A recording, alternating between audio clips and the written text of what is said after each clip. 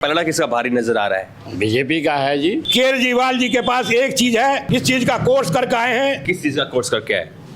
झूठ बोलने का। जो जागरूक वोटर है वो इस टाइम बीजेपी के साथ है। अब की सरकार भाजपा की इधर से आएगी। कह रहे दिल्ली को मैं लंदन बनाऊंगा।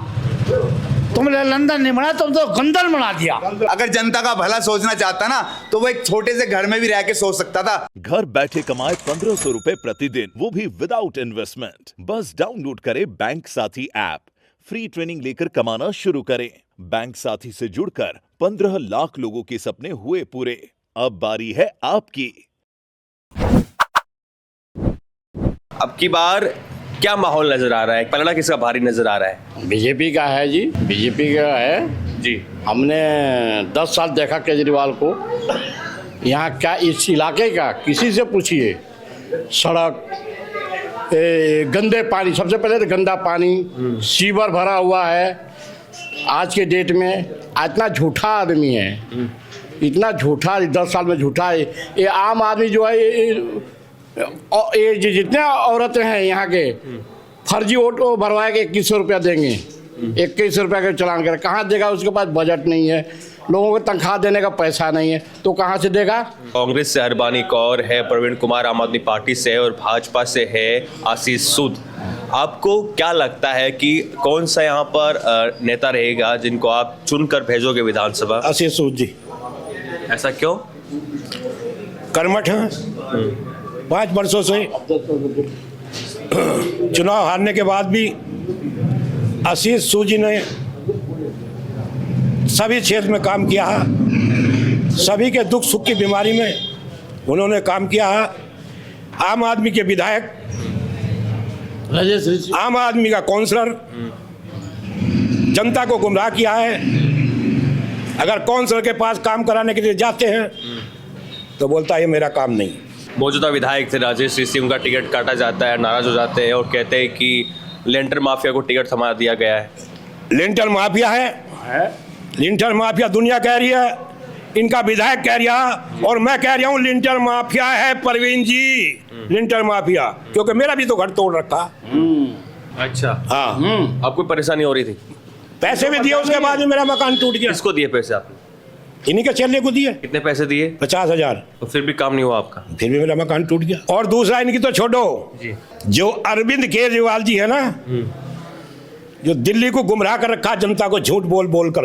अन्ना हजारे इनका गुरु था, अन्ना हजारे को भी इन्होंने धोखा दे दिया, जिन्होंने इनका साथ देकर इनको चमकाया। केजरीवाल जी के पास एक चीज है, इस चीज का कोर्स करके आए हैं। किस चीज का कोर्स करके आए? झूठ बोलने का। झूठ बोलने का, एक भी बात सही नहीं बोलते। आप सुबह से टीवी बैठ जाओ, उसकी बात शाम तक सुनो, सिर्फ झूठ झूठ। तो झूठ ये कब तक चलेगा? दिल्ली बर्बाद हो चुकी है। अरे दिल्ली की सड़कों से बढ़िया तो आप गांव में चले जाओ, हमारे गांव बेहतर है। यहाँ जितना प्रदूषण है दिल्ली के अंदर, वो केजरीवाल जी की देन है। केजरीवाल ने जमुना जी के लिए इतना बड़ा फंड लिया, और मैं कहता हूँ केजरीवाल जी, अगर आपने जीतना तो एक बार कल जाकर जमुना में डुबकी तो लगा कर देखो कैसा जल आपने साफ किया। परवेश साहिब सिंह वर्मा उनके पोस्टर को डुबके लगा रहे थे, देखा होगा आपने, वीडियो देखा होगा। हाँ आए थे छठ में, परवेश वर्मा जी गए वहाँ, देखे सारा पूर्वांचल भैया हमारे जो छठ मनाते हैं वहाँ गए, देखे गंदे पानी, वो झाग निकल रही है उसमें से, जहर वाला पानी में, वो गोता कैसे लगाएंगे? जब आपको एलजी काम करने नहीं देते तो इस कुर्सी के पीछे क्यों पड़ रहे हो? सर वो तो कह रहे मैं तो जीतने के बाद तुम फिर यही काम करोगे। कह रहे कि एलजी काम नहीं करना दे रहा। वो कह रहे मैं भला कर रहा हूँ, गरीबों का सोचता हूँ, झुग्गी झोंपड़ियों के जो लोग हैं उनका सोचता हूँ। तो टीवी पे ही सुनो, उन्होंने टीवी के ऊपर रेवड़ी बांट रखी है, गरीब जनता गांव से आई हुई है, उसको गुमराह कर रखा है। जो जागरूक वोटर है वो इस टाइम बीजेपी के साथ है, और बीजेपी 70% यहाँ से इस टाइम वोट है। जी, क्या नाम है आपका? आशीष सूद जी के। मेरा नाम अरविंद केजरीवाल है। क्या बात कर रहे हो? हमने तो सुना है कि एक इकलौते ही है अरविंद केजरीवाल नाम के। नहीं, मैं केजरीवाल हूँ। मफलर भी आपके पास? हाँ, मफलर भी है, और जैकेट भी है, और चप्पल भी है, वही लिबास। वो तो सैंडल पहनते थे। नहीं, सैंडल ही समझो। वैगनार है आपके पास? हाँ, वैगनार भी है मेरे पास, सब कुछ है। लेकिन वो अरविंद केजरीवाल जो झूठा है, और आप? मैं सच्चा हूँ। अरविंद केजरीवाल जी, आप सुधर जाओ। अब की सरकार भाजपा की इधर से आएगी, हमारे यहाँ से। आप इतने झूठे हो गए ना, तो जमुना रोड में खड्डे रोड में खड्डे नहीं, लेकिन वो कह रहे हैं, लेकिन खड्डे में रोड बन रही है। वो कह रहे हैं, उनके नेता कह रहे हैं कि महिलाओं को बसों में यात्रा फ्री। मेरी बात सुनो, शिक्षा को लेकर हमने काम किया। आपने जीटीसी खत्म कर दी, आपने घोटाला करा, डीटीसी में करा, दारू में करा, फ्री दारू भी पिला रहे हो, पूरी दिल्ली बिगाड़ दी। लुगाई ये भी दिल्ली की दारू पी रही है फ्री। ये मुझे नई बात जानने को मिली है। आप कितने दावे के साथ कैसे कह सकते हो? दावे के साथ कह रहा हूँ, हमारे लोग दारू पी लगी, हम दारू पीते तो वो पी लगी। स्कूल में बड़ा से वो निकल रही है बात, आवाज तो ऐसे निकलेगी। स्कूल के तुमने क्रीम पाउडर लगाए है, 80 साल की बुढ़िया के क्रीम पाउडर लगा तो स्कूल चमक जाएगा। अपने स्कूल में शिक्षा अच्छी नहीं है, टीचर नहीं है स्कूल के अंदर। अपने स्कूल नया बनाया हो। आपने तो ऐसे कहा था कि अरविंद केजरीवाल, वास्तविक नाम क्या आपका? अरविंद कुमार है, लेकिन अरविंद केजरीवाल ही बोल दो मेरे को। मुझे लग रहा है कुछ गहन विचार कर रहे हो। गहन विचार मेरा है। नमस्कार, पहली बार तो मैं आपकी झलको दिल्ली की जनता को, मैं आपके साथ जितने भी आपके सब्सक्राइबर जुड़े हुए हैं उनको सबको हाथ जोड़ के नमस्कार करता हूँ। एज ए मेरा प्रोफेशन एज एन एक्टर है, मैं बॉम्बे काम करता हूँ फिल्म लाइन में। मेरा राजनीति से कोई लेना देना नहीं है, मेरा कोई लेना देना राजनीति से, कोई क्या कर रहा है क्या नहीं कर रहा है। बस समस्या ये है, इतनी आ रही है क्योंकि मैं भी इसी कॉलोनी का बासिंदा हूँ, मैं भी इसी कॉलोनी में रहता हूँ, मेरा जन्म ही इसी कॉलोनी में हुआ है। ये आज जो नेता बने हुए हैं, ये कल बच्चे थे, इनको राजनीति का राह भी नहीं पता होगा। जब मेरे घर में बड़े बड़े नेता, बड़े बड़े सारे सब चीज़ें आती थी और सब चीज़ें मैं देखता आया हूँ अपने बचपन से आज तक। मैंने अपना करियर बॉम्बे जाके बनाया, फिल्म लाइन में बनाया, 1000 ज़्यादा एपिसोड करे, 3 फिल्में करी। किस में किया आपने? मैंने मधुबाला किया, महादेव किया, फियर फाइल किया, सावधान इंडिया किया, मलंग किया, हैप्पी हार्डी करी, 3 फिल्में करी, मोहित रैना के साथ फिल्में करी और जितने बड़े बड़े जाने माने एक्टर हैं उनके साथ काम किया हुआ है।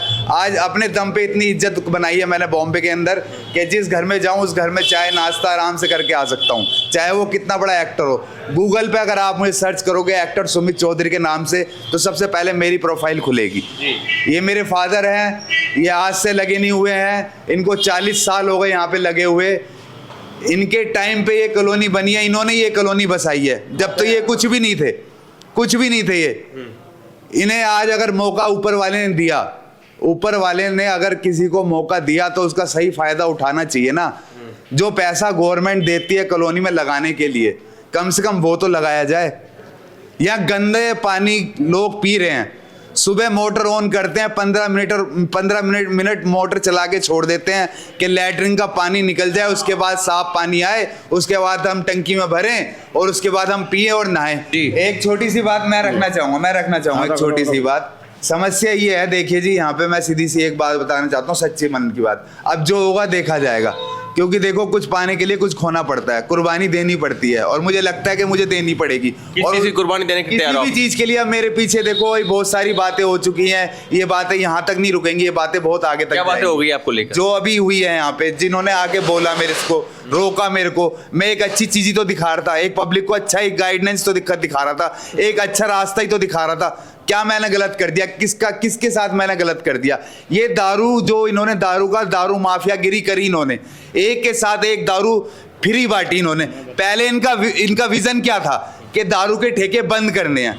यहाँ पे दारू के ठेके चलते थे, इन्होंने बंद करवाए। उसके बाद इन्होंने क्या किया? दारू के ठेके खुलवाए। उसके बाद एक के साथ एक फ्री करी, लत लगाई लोगों को, नशेड़ी बनवाया लोगों को, सारा काम करा। जब उनके पास उस चीज का पेट नहीं भरा तो इन्होंने गोवा में इन्वेस्ट किया, गोवा को इन्होंने घुमाया, सारा पैसा इन्होंने यहाँ का पैसा वहां इलेक्शन में लगाया, सारी चीजें इन्होंने करी। 40 करोड़ रुपए को लेकर वो आरोप लगते हैं ना, वो हकीकत बात है। शीश महल बनाया इन्होंने। एक अगर मुख्यमंत्री चाहता तो वो एक छोटे से घर में भी रह के, अगर जनता का भला सोचना चाहता ना, तो वो एक छोटे से घर में भी रह के सोच सकता था। ये नहीं है कि आप बहुत बड़े मकान में बन जाओ और उसके बाद गरीबों को मैं कहता हूं आज, चलो मैं अपने ऊपर लेता हूं, क्या मेरे से अरविंद केजरीवाल डायरेक्टली मिल सकता है? उसके गार्ड मेरे को लात मार के भगा देंगे, मिल सकता है वो मेरे से? मैं इस कॉलोनी का नागरिक हूँ, वोटर हूँ मैं, मिल सकता है वो मेरे से? कभी नहीं मिल सकता वो मेरे से। दारू के विषय में बात कर रहे हैं। दारू जो हम DSI DC कर्मचारी हैं, मैंने रिजाइन दिया हूँ। क्यों? इसलिए तो केजरीवाल ने कहा कि मैंने मैनिफेस्टो में अपना डाला कि जितने वो हैं ठेकेदार के बंदे में पक्का करूँगा उसको मैनिफेस्टो। हमने 10 साल 20 साल 15 साल 18 साल काम किया, कोई काम उस पर किया। 2020 में सरकारी ठेका बंद कर दिया, कितना सामान कितना बेकार कर दिया। और कोरोना का टाइम उन्होंने क्या किया, जितने दारू बिकते थे उसको 70% चार्ज किया। 70% वो पैसा कहाँ गया? सुनना मेरी बात, केजरीवाल बोल रहा मैं पक्का करूँगा आपको, तो हम केजरीवाल के पीछे चले गए। हम शीला दीक्षित के पास भी गए थे। हम मीटिंग एक साल हमारी हड़ताल चली थी IP डिपो पे, तो वहाँ थे शीला दीक्षित के पास जाते थे हम। तो शीला दीक्षित ऐसे गोड्डे पे पैर रख के ऐसे सन मार देती थी। उसमें उसकी डबल इंजन की सरकार थी, शीला दीक्षित हमें पक्का कर सकती थी, उसने हमें पक्का नहीं करा। 3 बार बनाया उसको। और उसके पास गए मैं, तो वो बोला कह रहा मेरे हाथ में नहीं है, केंद्र सरकार तुम्हें चाहती नहीं है। मगर क्या करें हम, रिजाइन दे दे? कह रहे नहीं चलाते रहो। ऐसे ही क्या चलाए? अरे जो पक्का नौकरी कर रहा है उसको तो 1 लाख रुपये तनख्वाह है, हमें 16,000 रुपये तनख्वाह मिलती है। हम पूरा काम करते हुए आधा भी काम नहीं करते, तो मैं रिजाइन दे के आ गया घर पे। एक बात और बोल रही थी योगी जी ने, कह रहे दिल्ली को मैं लंदन बनाऊंगा। तुमने लंदन नहीं बना, तुम तो गंदल बना दिया। लंदन नहीं बना, गंदल बना दिया दिल्ली को। ये कहकर अपनी बात समाप्त करना चाहते हैं। अब देखते क्या कुछ होता है। बड़ा ही दिलचस्प मुकाबला है जनकपुरी विधानसभा सीट पर। बने रही झलको दिल्ली के साथ। कैमरा साथी नरेश के साथ मनीष गौड़, दिल्ली।